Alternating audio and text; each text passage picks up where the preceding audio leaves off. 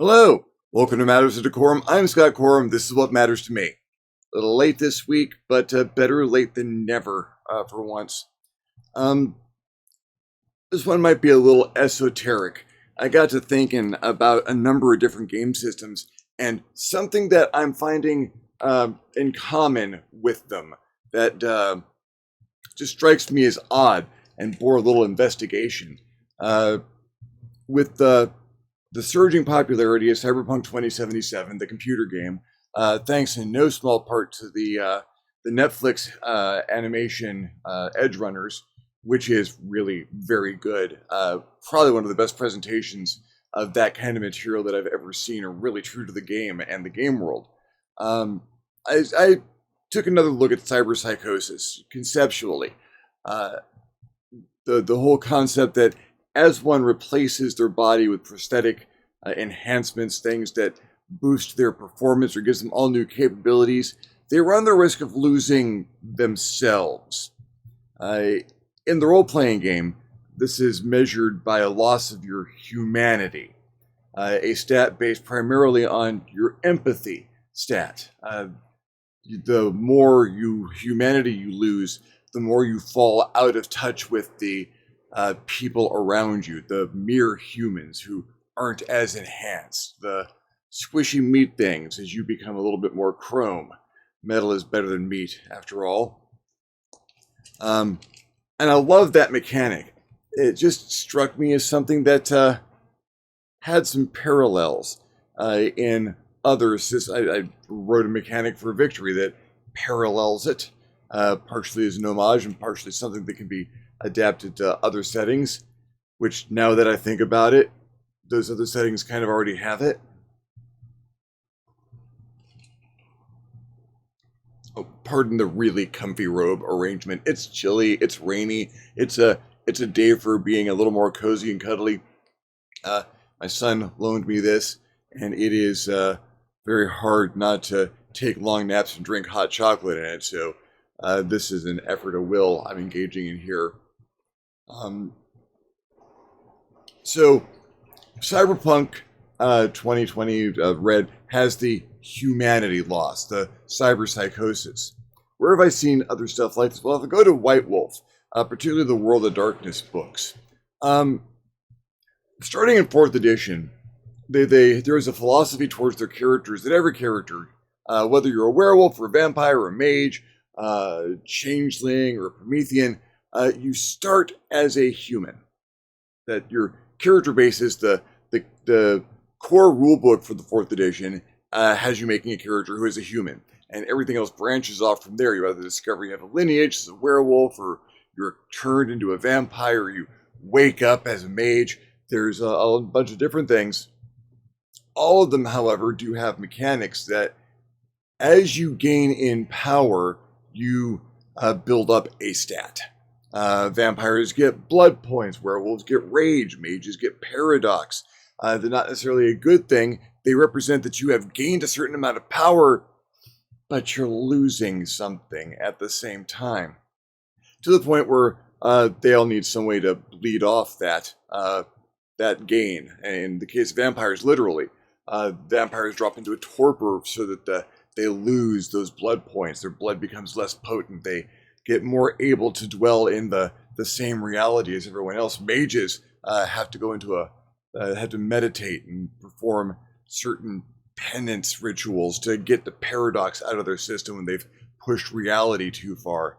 To the point where if they don't do that, they are forcibly separated from reality so they can sort their stuff out. Unless they turn into a true monster, become a marauder, at which point in time they can have all the paradox that they want. They're not really people anymore. And again, there's, as you grow in ability, as you do things that are more and more impressive, that separate you from the rank and file of individuals who haven't woken up as mages, who haven't been converted into vampires, you run the risk of losing that grip on reality, that grip on your humanity. It becomes more and more tenuous. But I don't have to go. I can go further back than World of Darkness. I can go further back than Cyberpunk for a mechanic that reflects this particular philosophy. I can go to old school Call of Cthulhu that has still a system that enhances roleplay thematically better than just about anything else. It's been readdressed a few times recently, the sanity system. That as you learn more about the Cthulhu mythos, as you learn more about the eldritch beings and how the universe is actually structured, which can include such things as rituals and spells that you can cast or psychic abilities that you can exercise, the more of that you gain, the more insanity you gain, the greater chances that you will lose a little bit of your grip on the reality that you share with everyone else. Well, every other human, that is.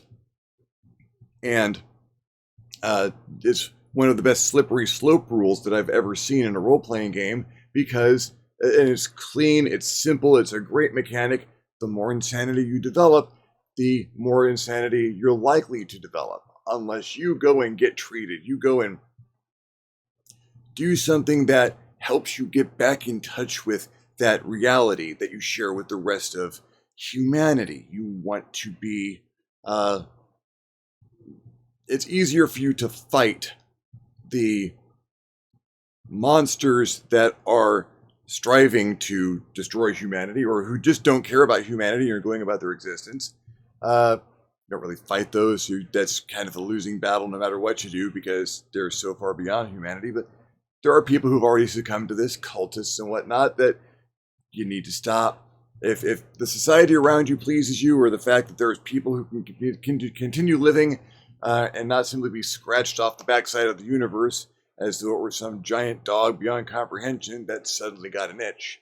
You got to stop those people, and to stop those people, you need to have some kind of a grip on reality, but you also kind of have a grip on what they understand and what they know, and being able to cast a spell or two would be really nice. And, well, roll percentile, that's going to be a problem. Lose a D10 humanity, or lose a D10 sanity.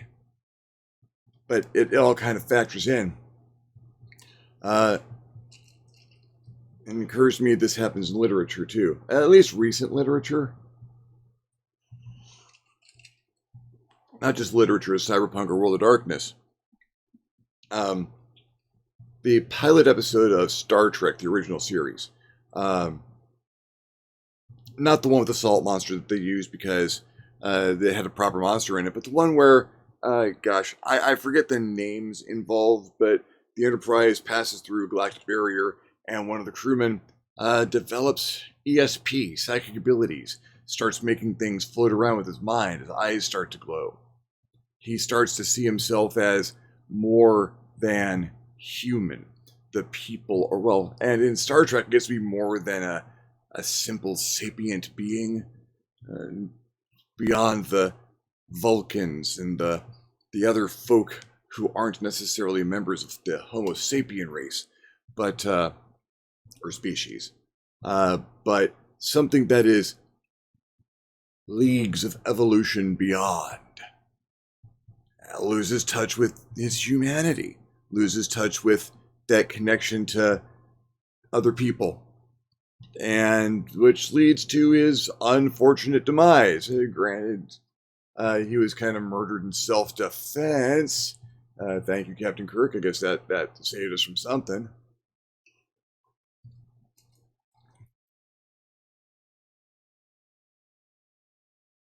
We see this as a recurring theme. Role-playing games is a great bit of balance, because as characters become more powerful, as they become more capable, as they get more ability, they're a little bit more divided from the people, the rank and file of that world. They are different. They have to keep an eye on their abilities, on their self-control, or they could, at a certain level of power, their random acts, their little bit of losing their temper or exerting their control without a little bit of temperance, cause people to die. And the less you care that that is a consequence, the bigger of a problem it is. It struck me that Dungeons and Dragons, 5th edition, which the current one out there, does not really have that mechanic, but it also has that mechanic.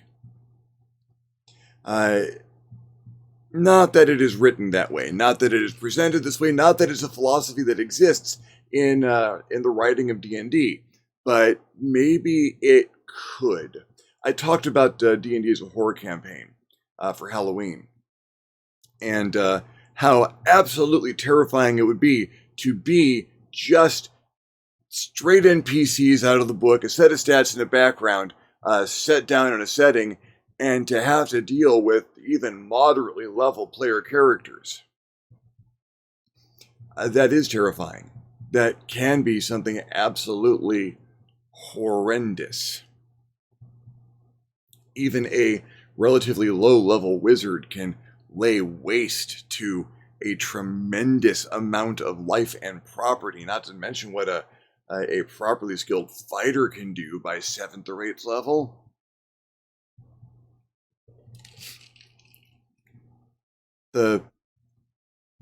You look in the monster manual, there's a bunch of sample rank and file human beings. The citizens of that world. I keep getting humanocentric about it. That's because I live in a world where Homo sapiens is the dominant species, we like to think, and everyone I can communicate with who is sapient has that designation as their species, so it tends to dwell on me.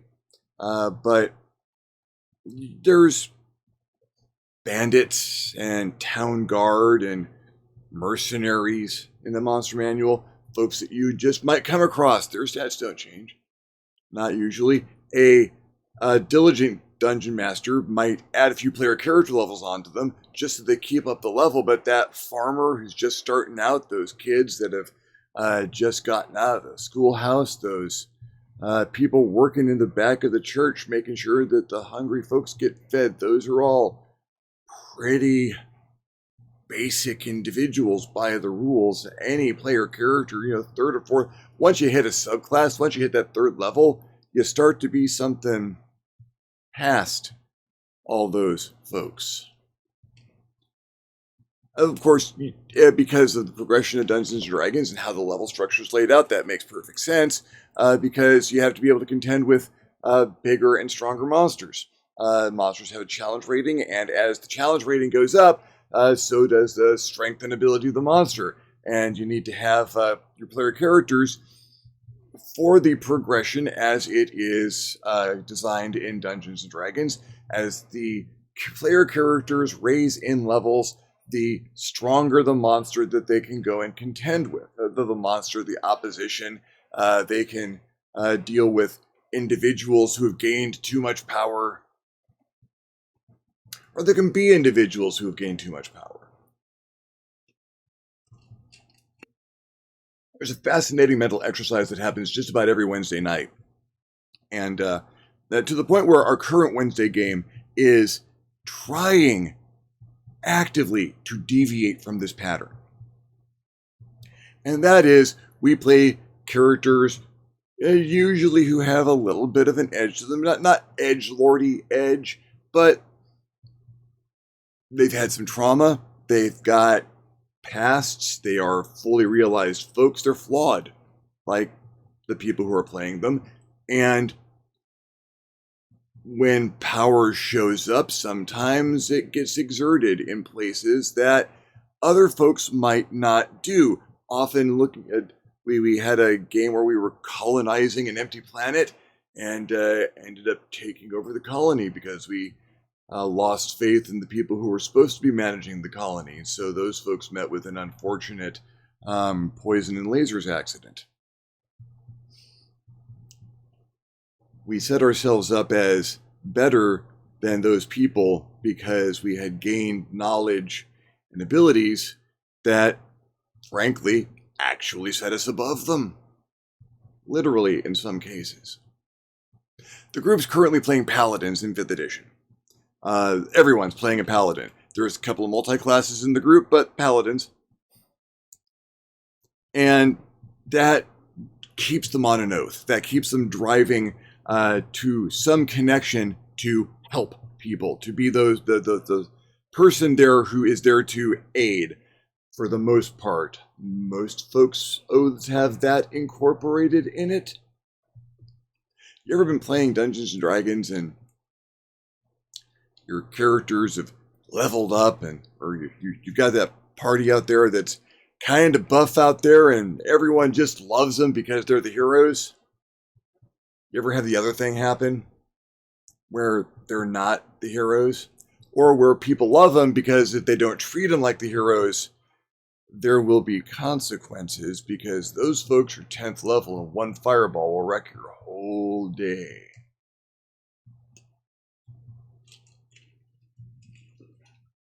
In Cyberpunk, cyberpsychosis isn't a set thing. There's a roll. You get a new piece of cyberware, there's a dice code for how much humanity that can cost you. 10 times your empathy.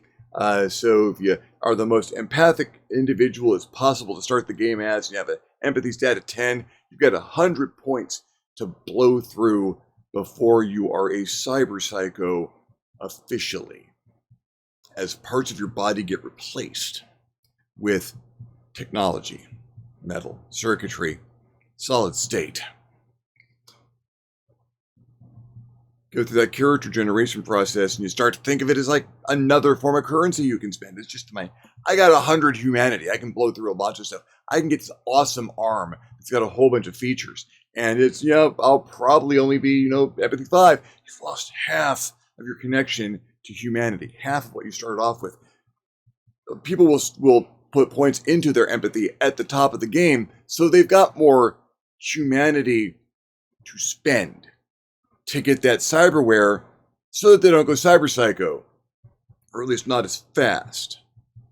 You take the nicest human being you possibly can, the nicest person you've ever met, empathy through the roof, as much concern for everyone around them as they have for themselves, if not a little bit more community-minded individuals who really care genuinely, and you start to burn that for power.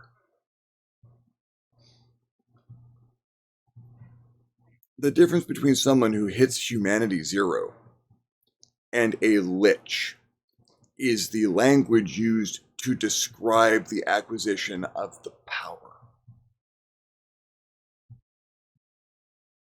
Your D&D character theoretically isn't in any risk whatsoever of losing their connection to those farmers and the kids coming out of school, the folks in the back of the church. They can get to 20th level and the rules have nothing to say about, those folks that are in the back of the monster manual. They might have a little problem, or you might have a little problem with them because now they're so very squishy. Your stat bonuses are +4 or +5 when you're dealing damage, maybe a little bit more if you're a spellcaster. You're hard to go into a fist fight without causing some amount of trauma. The folks in your party, you can beat them up a little bit. You can have a friendly row every so often. They'll fight over whether you leave the guards alive or not. But if you decide not to leave those guards alive, or even if you do, that attempt to knock them unconscious might just kill them. You didn't think that was going to happen? There are people, right? Well, there are people who like you used to be, but not who like you are now. Maybe. And not for every campaign, but it'd be worth a campaign at some point in time to explore this fact of that Dungeons and Dragons character, that bog standard dwarven fighter battle master at 3rd, who's just picking up skills and developing those abilities, is becoming a little bit more. In 2nd edition advanced and other editions of Dungeons and Dragons, you hit 20th level and you start working on those epic levels and you get up there and maybe, just maybe, you might find some path to apotheosis, become demigod. There's stats for that. There's rules for how that happens and what astonishing things you gain. And if that's not some form of losing the being that you used to be and becoming something different, disconnected from the rank and file, the standard humanity, the sapiens, the species that you used to be a part of, you're just a fighter. There's no dragon blood flowing in your veins, or you haven't made a pact with some dark force from another dimension. You're a fighter. You're just doing a lot of push-ups and making sure your footwork is right and getting better and better weapons, maybe investing in some armor, not making your own and saying you can't find someone to enchant it. That's just something that people do, but then you can tear your way through a dragon. That group of town guard that shows up because you get a little drunk and rowdy, you wake up the next morning and some of them aren't ever going to see their families again because you put them 6 feet under. I'm not saying that they got buried. I'm saying you hit them hard enough to put them 6 feet under. And you're just as terrifying to the other individual as any wizard or sorcerer or warlock. Some assassin, a rogue with the assassin subclass who can kill people before they know you're there. On a conceptual level, that's actually terrifying. Because you go find harder monsters to kill, you go fight bigger and better bad guys, but those people that you're ostensibly protecting, those people that are back at home, are they leveling up? Probably not. That's what the world was like when you showed up in the world and everyone was like that. The whole world hasn't changed just because you did a lot of push-ups. Nah. How would I run that? Well, there is not a clear and easy measurement of willpower in Dungeons & Dragons 5th edition. Although I do exchange wisdom saves for willpower, I am willing to take alternates. So you might be able to physically force yourself to control your thoughts and processes, in which case a con save would be just as good as a will save, or as a wisdom save, or maybe you're puzzling your way through it. Maybe you take a moment and count and do a little magical mathematics to get your control back. Maybe that's an intelligence save. There's all kinds of ways you could do it. But if you find what every individual character uses as their save for their will, what do they choose to keep them in touch with that humanity? And as they go up in levels, every so often there's going to be a save just to remember, to keep them in touch with everyone else.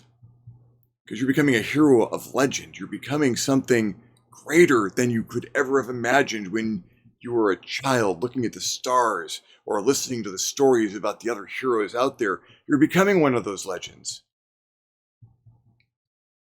Keeping your humility, keeping your sapience, keeping what, for want of a better term, would be your humanity. Make a save. There's a problem in this town. There's a stuck wagon. Well, there's a whole bunch of people trying to move this wagon. You could muscle that out of the way. You could have a giant hand come out of the sky, grab it, and just move it over. You could take a rush at it and knock it into the next county. Make a save. Make a save. You listen to that chat around the table, and folks start getting all fanciful about all the stuff that they can do with these amazing abilities they've gotten. Make a save. Make a save, or you take one of those things that they said they could absolutely do, but probably shouldn't do, and they do it. You stop thinking about it. That's your ability. That's like breathing now. Breathing or eating. I'm 15th level wizard. I've got all these spells. I got so many cantrips that I can do a whole bunch of stuff just without even thinking about it. You come across a simple problem. Man, this guy's really working with that fence post he's got. I could move a little earth. I can move a lot of earth. I can move 10 square feet of earth at a time. I could do all the farm. I could bury the entire farm for that matter. I could do so many stuff. Make a save. And maybe people become a little more mindful about what their characters can do, or maybe some of those results are kind of humorous. It'd be awesome to turn that into slapstick humor the first few times. Everyone's covered in mud and the cart's on fire down the road, and everyone just can't help but laugh a little bit because, well, when you look at it that way, it is kind of funny. But man, that guy's gonna need a new cart. Seriously, you got 5 gold, and the first few times it's kind of funny until someone dies. Till someone dies who didn't need to die. Someone dies you preferred not to have died in the long run. Well, it's not that the constabulary can actually stop. You're a 15th level wizard. I can send the entire town guard out here, and if you decided not to go with them, you would not go with them, and I would lose my town guard. So I'm going to ask you on your own recognizance, will you please leave this town? Says the sheriff, sweating, hand near his sword, trembling a little bit because he's facing a 15th level wizard. The only difference between you and a lich is a decision. And a long process and a few years. Make a roll. Make your save. Probably a rough save at that point in time. You're 15th level. Save 15. Difficulty class 50. You're a wizard. You can make an intelligence save 15 or better, right? Are you really angry at the time? Can the dungeon master tell your character's kind of angry about this at the moment? Things seem a little bit unfair. Why are they bothering you? You got things to do. And now this guy's coming and daring to tell you that you can't stay in this town. Make your intelligence save. 15 or better. At disadvantage.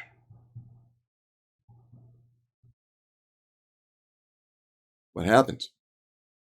And what do you do if you fail that? I mean, maybe there's a little blackout. Something from within the wizard wells up. It's his temper. It's not like there's dragon blood involved in that case. It's just the knowledge and the power that they've been soaking in for however long it's taken them to get to the 15th level. And, well, maybe they black out a little bit, or maybe they don't. I think if you had to kill this man, how would you do it here and now? It's a fair question. Then the wizard probably got an answer for it. And that happens. And you roll with those consequences. A game where you have to struggle to maintain your connection with the people that you used to be one of, and the realization that you aren't anymore.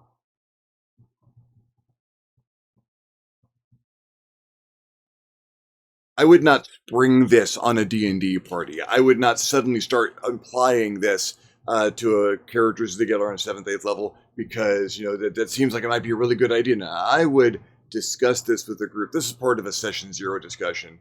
That, maybe we would explore your separation from the people you used to be as you go on. Maybe you start to lose a little bit of that connection. Maybe you start to get a little psycho as you advance. Maybe you don't. Maybe you manage to keep control. We can find out as we go along.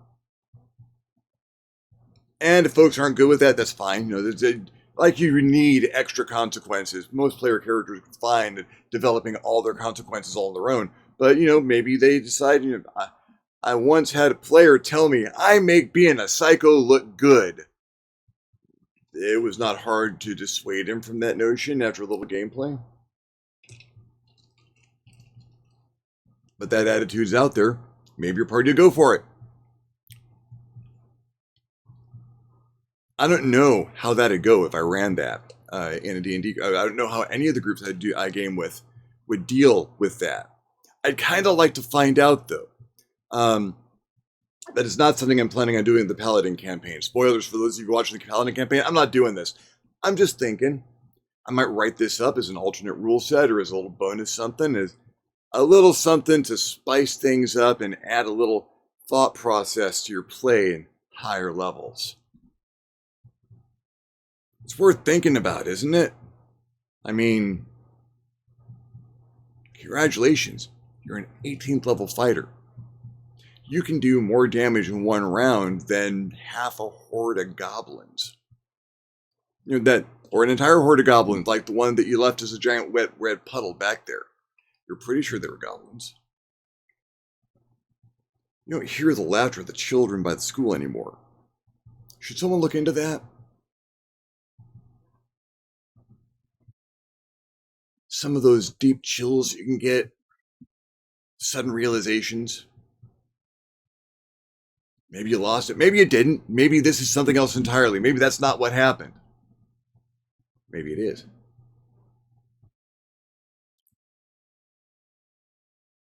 Anyway, worth a thought, I think. Thank you for following me along with this particular rant. Not sure where I'm going with this, but I think I will try and write this up as an alternate set of rules and see where it goes from there. If you enjoyed the video, give me a thumbs up. If you did enjoy the video, give me a thumbs down. Feedback is feedback. If you would like to try this, or you've got your own thoughts on the subject of the loss of humanity in a game as you progress, things you'd like to hear me talk about, subject to hear me cover, leave me a comment down below. I will love getting your comment. You'll love leaving me one. If you haven't subscribed to my channel yet, why not? My channel is awesome. Go ahead and hit the subscribe button. If you do hit the subscribe button, you might also want to hit the notification bell so you're alerted when my videos become available. If you would like to contribute to the channel in a more substantial manner, I invite you to hit me up my Patreon page, www.patreon.com/ScottCorum. Consider donating. Absolutely anything helps, allows me to make better videos more often. In the meantime, thank you very much for watching. I'm Scott Corum. This is what has mattered to me. I'll see you next time on the next Matters of DeCorum.